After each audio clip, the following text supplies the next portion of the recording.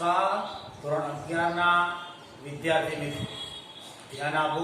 આપણે થોડી પ્રાઇમરી માહિતી લઈએ. ધ્યાન આપો, ધોરણ 11 છે.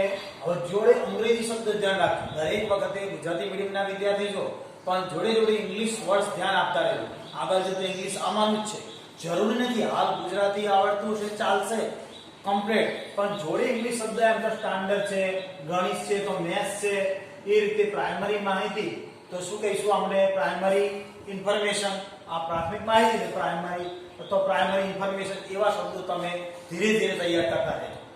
હવે આ તમે 11 માં એડમિશન લેવાના છો, હજી 10મા નું રિઝલ્ટ આવ્યું નથી, બરાબર? 10મા નું રિઝલ્ટ આવ્યું નથી છતાં 11મા માં તમે એડમિશન લેશો અને સાયન્સ ભણશો એ આશાથી તમારા સાથે વાત કરીએ છીએ. હવે તમે 11મા માં આયા, પસંદગી બેસ તરીકે છે કે હું ગણિત રાખું કે મેથ્સ રાખું કે બાયોલોજી રાખું. બાયોલોજી એટલે જીવ વિજ્ઞાન, મેથ્સ એટલે ગણિત, ફિઝિક્સ એટલે ભૌતિક વિજ્ઞાન, કેમિસ્ટ્રી રસાયણ વિજ્ઞાન. ફરીવાર હું કહું, ધ્યાન આપજો, કેટલા વિષય ભણવાના આવશે તમારે 11મા ધોરણમાં. ધ્યાન આપજો. પહેલું તો ફિઝિક્સ હશે 100 ગણનું, 100 ગણનું ફિઝિક્સ હશે એટલે ભૌતિક વિજ્ઞાન. 100 ગણના ભૌતિક વિજ્ઞાનમાં વત્તા 50 માર્કનું શું આવશે, પ્રેક્ટિકલ, બરાબર? આગળ કેમિસ્ટ્રી વિષય એટલે કે રસાયણ વિજ્ઞાન, એ કેટલા ગણનું હશે, 100 ગણનું, 50 માર્કનું પ્રેક્ટિકલ. અહીંયા બાયોલોજી રાખો તો બાયોલોજી 100 ગણનું અને 50 માર્કનું પ્રેક્ટિકલ. મેથેમેટિક્સ રાખો તો મેથેમેટિક્સ 100 ગણનું આવશે અને 50 માર્કનું પ્રેક્ટિકલ છે નહીં મેથેમેટિક્સનું, ધ્યાન આપજો. હા, એમાં કોમ્પ્યુટર વિશે રાખવો જોઈએ એટલે કોમ્પ્યુટર વિશે 100 માર્કનો અલગથી આવશે અને એમાં 50 માર્કનું પ્રેક્ટિકલ આવશે. સમજ્યા? આ બાજુ મેથ્સ અને બાયોલોજીની પસંદગી માટે, પસંદગી કઈ વિષયની કરવી આ આપણે પહેલા વિષય ઉભો થાય કે હું મેથ્સ રાખું કે બાયોલોજી રાખું. તો બાયોલોજી દ્વારા તમે સામાન્ય જઈ શકો.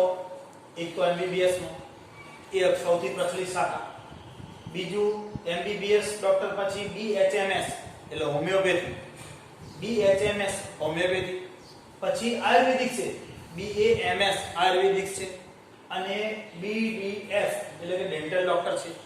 ધ્યાન આપજો. એમબીબીએસ છે, પછી આ બીએચએમએસ હોમિયોપેથી છે, આ આયુર્વેદિક છે બીએએમએસ, એ અને એચ નો ફરક છે, અને આ બીડીએસ એટલે દાંતના ડોક્ટર છે. આ ત્રણ ફેકલ્ટી નો વધારે પ્રચલિત. આ ત્રણ લાઈનો ચૂક્યા એટલે આપણે પછી ફાર્મસી, જેમાં બંને જણ જઈ શકે. ફાર્મસી છે, બીજા નર્સિંગના કોર્સો છે, બીજા ઘણા વિવિધ કોર્સો છે, એમાં બંને વાળા જઈ શકે.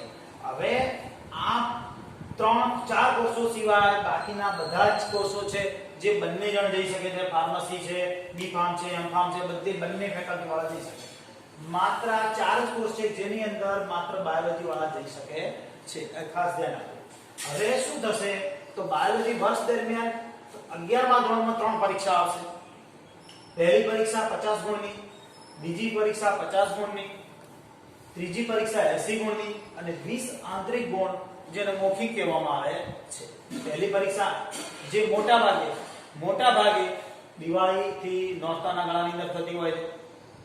બીજી પરીક્ષા દિવાળી પછી એટલે મોટા ભાગે એ ઉત્તરાયણ આસપાસ થતી હોય છે, અને વાર્ષિકના સમયે વાર્ષિક થઈ જાય એપ્રિલમાં આસપાસ. આ ધ રેગ્યુલર ટાઈમની વાત છે. કોરોનાના કારણે કોઈ ચેન્જ થાય અલગ વસ્તુ છે. પછી તમે ધોરણ 12માં આવો.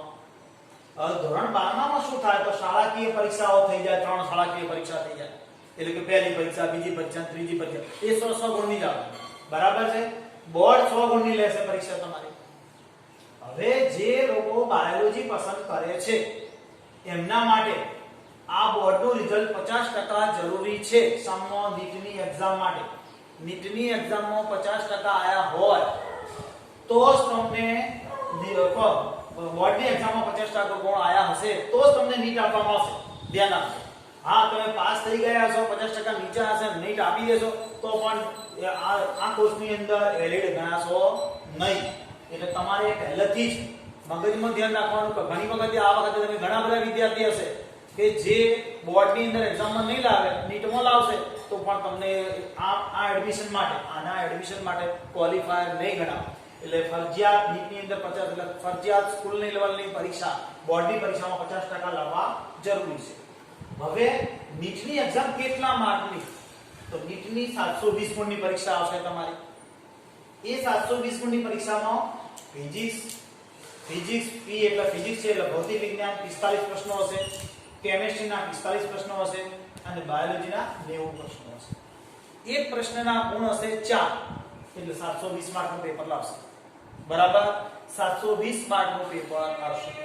હવે આ 720 ના પેપરની અંદર દરેક પ્રશ્નો તો થશે તમને કેટલા 180, એને 4 ગુણી લખશો. દરેક પ્રશ્નના 4 ગુણ હશે.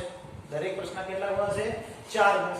એમાં 4 ગુણની અંદર આ પેપર જોતી વખતે નેગેટિવ સિસ્ટમ હશે એટલે એક પ્રશ્ન ખોટો પડશે તો 1 માર્ક જતો રહેશે. કે એક પ્રશ્નના માર્ક કેટલા હોય છે? 4. બરાબર, એક ખોટો પડશે એટલે એક આખો એક પોઈન્ટ 25 કપાય. પરંતુ તમારે સમજવાનું કે એક પ્રશ્ન ખોટો પડે એટલે 4 તો એ પ્રશ્નના જાય, બધા બીજા વધારાના 1 ગુણ જાય, એમ કરીને 5 જતા રહે. તૈયારી કરતી વખતે નેગેટિવ સિસ્ટમ ખોટાના માર્ક જાય છે 0.25. ધ્યાન રાખો, 1 ગુણ પ્રમાણે એટલે 4 ગુણ પ્રમાણે આખો 1 માર્ક જતો. એટલે 720 ની પરીક્ષામાં 45 માર્કનો ફિઝિક્સ, 45 માર્કનો કેમિસ્ટ્રી અને 90 માર્કનો બાયોલોજી. બરાબર, 90 પ્રશ્નો બાયોલોજી. આ બધાના એડમિશન માટે, આ 4 વસ્તુના એડમિશન માટે આ રહી પરીક્ષા. હવે આ તમારા માટે ગુજકેટ શા માટે? તો એમાં 40 પ્રશ્નો ફિઝિક્સના, 40 પ્રશ્નો કેમિસ્ટ્રીના, 40 પ્રશ્નો બાયોલોજી. આની અંદર ટોટલ 120 ગુણનું પ્રશ્નપત્ર આવશે. બરાબર, એ શા માટે? તો એ મોટા ભાગે ફાર્મસીના એડમિશન માટે હોય છે. ધ્યાન રાખો, ફાર્મસીના એડમિશન માટે જ ખાસ હોય છે ગુજકેટ. તો બાયોલોજી આ બાજુ આયા. હવે મેથેમેટિક્સ કોઈ પસંદ કરે છે, ધ્યાન રાખજો, મેથેમેટિક્સ પસંદ કરે છે તો મેથેમેટિક્સ માટે આ જ રીતે ધોરણ 11 ની 3 પરીક્ષાઓ, 50 ગુણની પહેલી પરીક્ષા, 50 ગુણની બીજી પરીક્ષા, 80 ગુણની વાર્ષિક પરીક્ષા અને 20 ગુણ આંતરિક ગુણ છે. બરાબર છે, સમજી શક્યા તો. હવે ધોરણ 12 ની અંદર 3 શાળાકીય પરીક્ષાઓ 100 ગુણની આવી ગઈ. 100 માર્કનું બોર્ડનું પ્રશ્નપત્ર આવી ગયું. હવે એ પછી તમારે શું થાય? તો તમારે અહીંયા જી ની પરીક્ષા આવે. શું આવે? જી ની પરીક્ષા. જી મેઇન બોલવામાં આવે. હવે આમાં જી માં હવે સરકારે નિયમ બદલ્યો છે. વર્ષમાં 2 વાર જી ની પરીક્ષા આવશે. જી ની પહેલી જી આવશે અને જી મેઇન બોલાશે. એના ગુણ કેટલા છે? તો બધાથી 300 ગુણ છે. એમાં 20 20 20 એટલે 20 ગુણનું ફિઝિક્સ, 20 ગુણનું કેમિસ્ટ્રી, 20 ગુણનું મેથ. બરાબર, એટલે 20 પ્રશ્નો ગુણ થશે 300. આ 20 પ્રશ્નો 20 20 20 એ એમસીક્યુ પ્રકારના હશે. એમસીક્યુ એટલે વિકલ્પો હશે અને 5 પ્રશ્નો હશે જેમાં વિકલ્પ નહીં આપેલા હોય, તમારે જાતે ગણતરી કરી અને જવાબ બતાવવાનો હોય છે. અને એ ઓનલાઈન એક્ઝામો મોટા ભાગે નહીં હોય જ છે, અને ઓનલાઈન એક્ઝામો થઈ ગઈ છે. બરાબર, ઓફલાઈન એક્ઝામ હોતી નથી. એ સિવાય બીજી એક જી આર્કિટેક્ટ, જે કોઈને રસ હોય તો જી આર્કિટેક્ટનું પેપર પણ ભેગું લેવાતું હોય છે. વર્ષમાં 2 વાર, એક જાન્યુઆરી ફેબ્રુઆરીના ગાળામાં, બીજી મે ની આસપાસ. ધ્યાન આપજો, રેગ્યુલર દિવસોની વાત છે. બરાબર, આ 2 પરીક્ષાઓ. એ સિવાય ગુજકેટ આવે તો એમાં ફિઝિક્સના 40 પ્રશ્નો, 40 પ્રશ્નો કેમિસ્ટ્રીના અને 40 પ્રશ્નો મેથ્સના. કુલ થઈને થશે કેટલા? 120. બરાબર. જીમાં આપણે આ ગુજકેટના આધારે હવે આપણે બીજી બધી એન્જિનિયરિંગ, જીટીયુ ની એન્જિનિયરિંગમાં એડમિશન લેવા માટે, જીટીયુ માં એન્જિનિયરિંગના એડમિશન લેવા માટે આપણે માત્ર બોર્ડના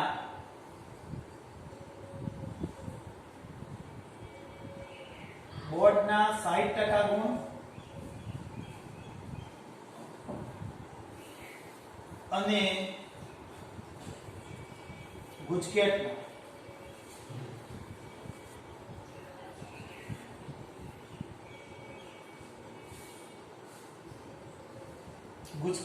40% ગુણ,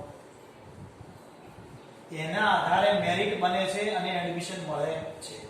આ જી ની પરીક્ષા આપણે શાના માટે? જી આઈઆઈટી જવું છે, જેને આઈઆઈટી માં જવું છે એના માટે જી મેઇન પાસ કરવી પડે, રેન્કમાં પાસ આવવું પડે તો જી એડવાન્સ આપવા મળે. અને જી એડવાન્સ જે ઇંગ્લિશ મીડિયમમાં લેવાય છે, ધ્યાન આપજો, જે જી એડવાન્સ એ ઇંગ્લિશ મીડિયમમાં જ લેવાય છે, ગુજરાતી મીડિયમ આવતો નથી. માગણી છે, સરકારે હજી સ્વીકારી નથી.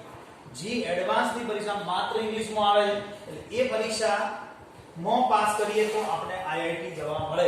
આઈઆઈટી માં જઈએ એટલે ઘણી બધી વેલ્યુ જ કહેવાય, બહુ જ ઊંચા સ્તરે. સહેજે એક પણ સામાન્ય વ્યક્તિને પણ મહિને 1 લાખ રૂપિયા પગાર મળતો હોય એટલું આઈઆઈટી પાસ કર્યા પછી વેલ્યુ હોય છે.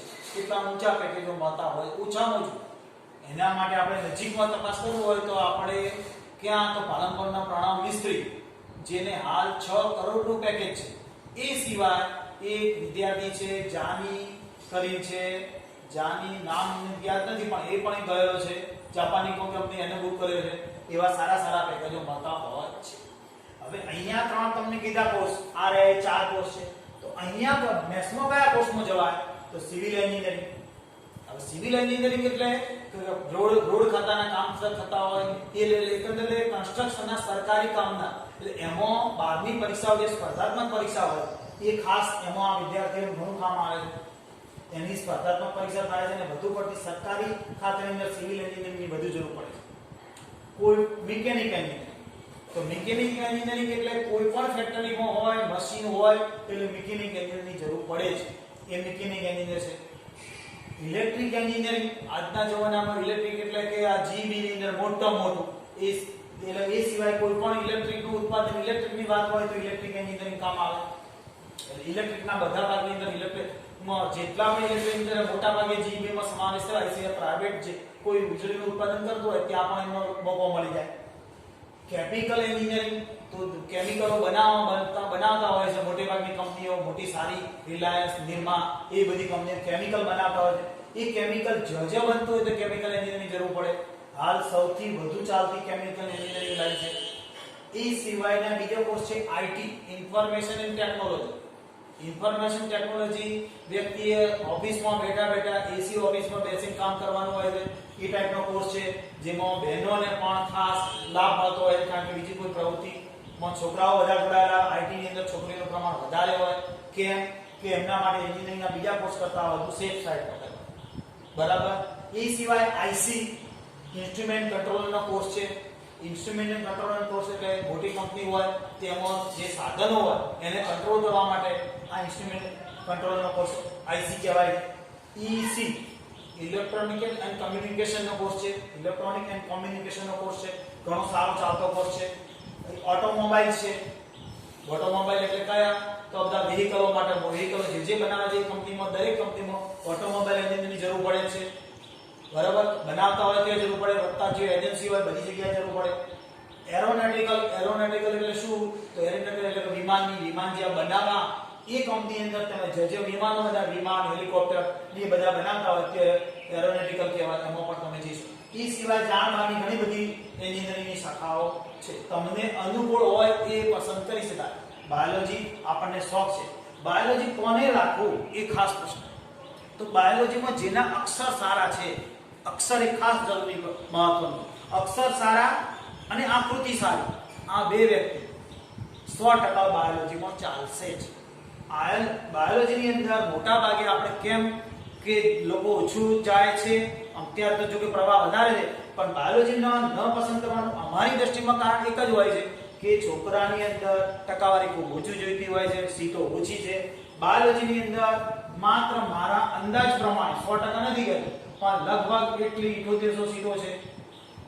આ બાજુ મેથ્સની અંદર લગભગ 78000 સીટો છે. આટલી બધી સરકારી સીટો પણ ઘણી છે. આમાં સરકારી, આની અંદર સરકારી બિન સરકારી બંને આવી. સરકારી બહુ ઓછી હશે, 4000 કે 3000 આસપાસ જ હશે.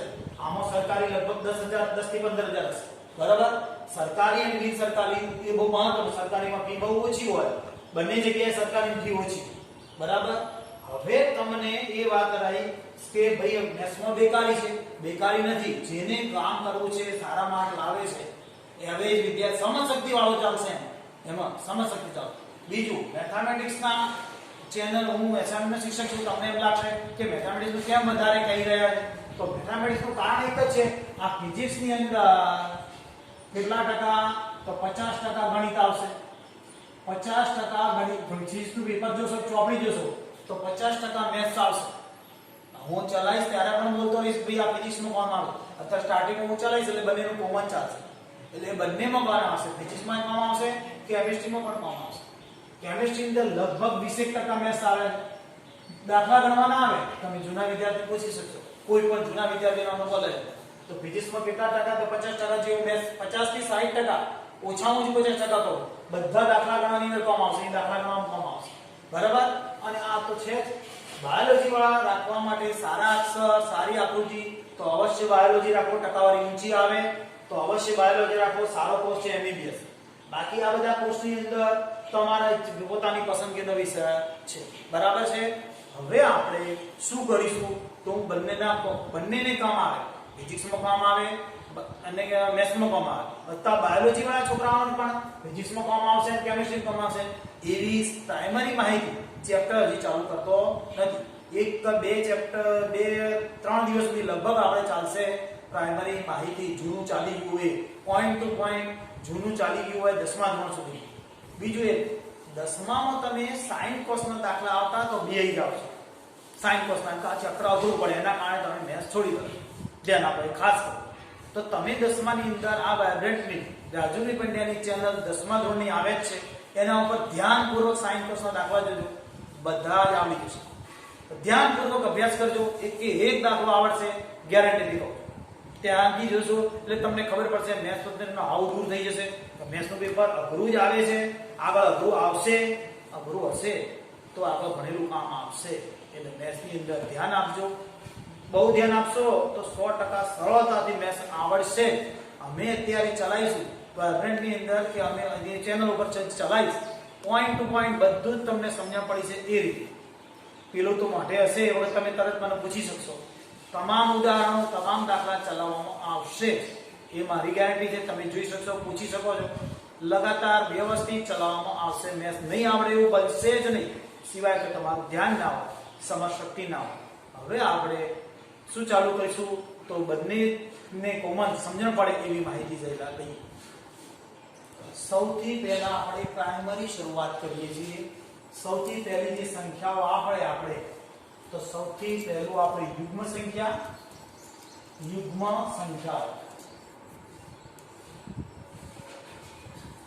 બરાબર. એટલે અંગ્રેજીમાં ઇવન સંખ્યાઓ કહેવાય છે અને અયુગ્મ સંખ્યાઓ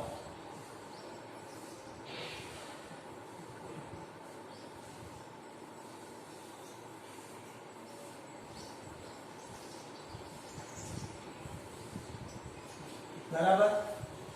આ તો તમને આવડતી હો. આ ધ્યાન રાખજો, ઓડ કહેવાય, આ ઇવન કહેવાય છે ને ઓડ કહેવાય છે સંખ્યા અંગ્રેજીમાં. યુગ્મ અયુગ્મ. બીજી રીતે કહીએ તો આને એકી સંખ્યાઓ અને બેકી સંખ્યાઓ. બરાબર. આ એકી સંખ્યાઓ અને આ બેકી સંખ્યાઓ. હવે એકી બેકી તો કેમને આવડે છે સાહેબ? તો અમે ધીમે શીખજો. પહેલા ધ્યાન રાખજો, પહેલા એક તો 0 ની ખબર નહીં હોય. એક સમા મૂકશું આપણે, ધ્યાન આપજો.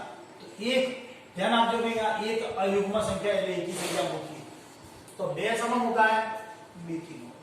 તમને ખબર છે, મને ખબર છે, હું લખું એ પછી 3 આવશે. અહીંયા કેટલા આવશે? 1 3 2 4. અહીંયા કેટલા આવશે? તો 5 7 આગળ ચાલી જશે. એ જ રીતે અહીંયા 2 4 6 8 આગળ ચાલી જશે. હવે તારામાં શીખવાનું શું નવું? તો નવું શીખવાનું 0 માટે. 0 સમા મૂકશું તો ધ્યાન આપો, આ 1 આ -1 1 અને 2 3 અને આ -2 અને -4 3.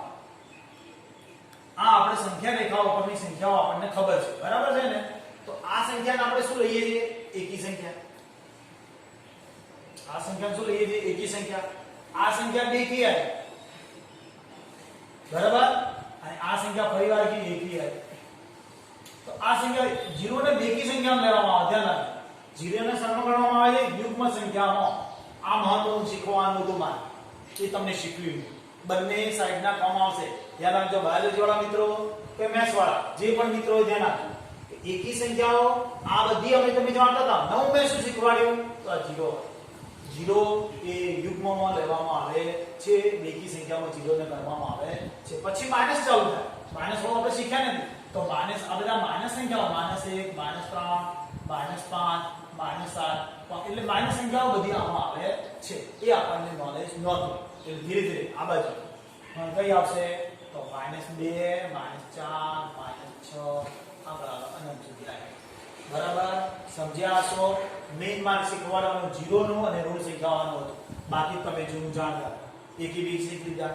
હવે પછી એકી બેકી સમજી ગયા પૂરેપૂરું? ખાસ કરીને બે એ બેકી સંખ્યામાં યુગ્મમાં આવે છે, ધ્યાન આપવું. બરાબર. હવે મારે વિભાજ્ય અવિભાજ્ય શીખવું પડે ખાસ. તો વિભાજ્ય અવિભાજ્યમાં ખાસ એક, તો મોટા ભાગે એકને કોઈને ખબર રહેતી નથી. એક એ વિશિષ્ટ સંખ્યા છે, વિશિષ્ટ. આમ તટસ્થ પણ બોલે છે. એક એ નથી વિભાજ્ય કે નથી અવિભાજ્ય, ધ્યાન આપજો. એક નથી વિભાજ્ય કે નથી અવિભાજ્ય. બે એ અવિભાજ્ય છે, ખાસ ભૂલ પડે છે. બે એ અવિભાજ્ય છે. એક એ કેવી છે? વિશિષ્ટ, તટસ્થ. એને વિભાજ્યમાં નથી મુકાતી કે અવિભાજ્યમાં પણ મુકાતી નથી.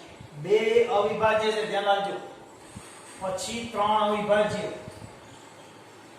હવે ચાર વિભાજ્ય, પાંચ અવિભાજ્ય, છ વિભાજ્ય, સાત અવિભાજ્ય, આઠ વિભાજ્ય, નવ વિભાજ્ય, 10 વિભાજ્ય, 11 અવિભાજ્ય, 12 પાછું વિભાજ્ય, 13 અવિભાજ્ય, 13 પછી 14, 15, 16, 17 પેલી બાજુ આવશે અવિભાજ્ય. આવું અનંત સુધી ચાલે જાય. બરાબર. જેટલી સંખ્યા હોય એટલું આપણે નક્કી કરી શકીએ.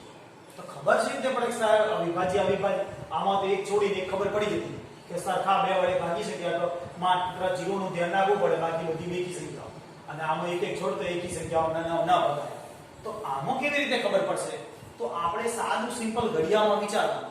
ઘડિયો બોલીએ તો એની અંદર આ બધી જ અવિભાજ્ય સંખ્યા બે સિવાય બધાને બે વડે, જો આમાં બધાને બે વડે ભાગી શકાય. આ બધી જ સંખ્યા વિભાજ્ય સંખ્યા બે વડે ભાગી શકાય. દેખાય? મતલબ કે બે વડે ભાગી શકાય બધી જ, પણ આ નથી ભાગી શકાય. તો ગમે તે કોઈ સંખ્યા 2, 3, 5, 7 ગમે તે સંખ્યા વડે ભાગી શકીએ. 2, 3, 5, 7, 11 કોઈ પણ અવિભાજ્ય સંખ્યા વડે અહીંયા ભાગી શકીએ.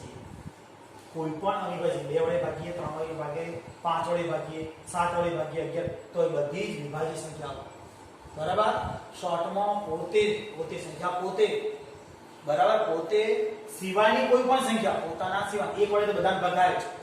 એક આવો યાદ રાખો, એક અને સંખ્યા પોતે સિવાયની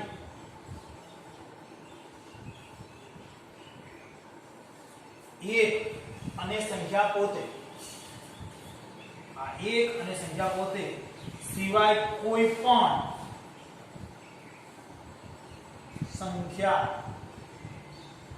વડે વિભાજ્ય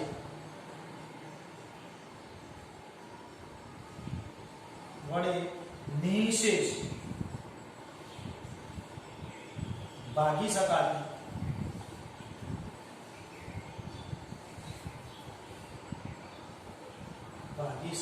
સંખ્યાને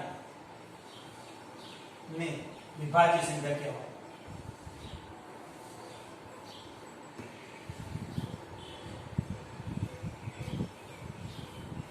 ધ્યાન રાખજો હું શું કહેવા માંગુ છું.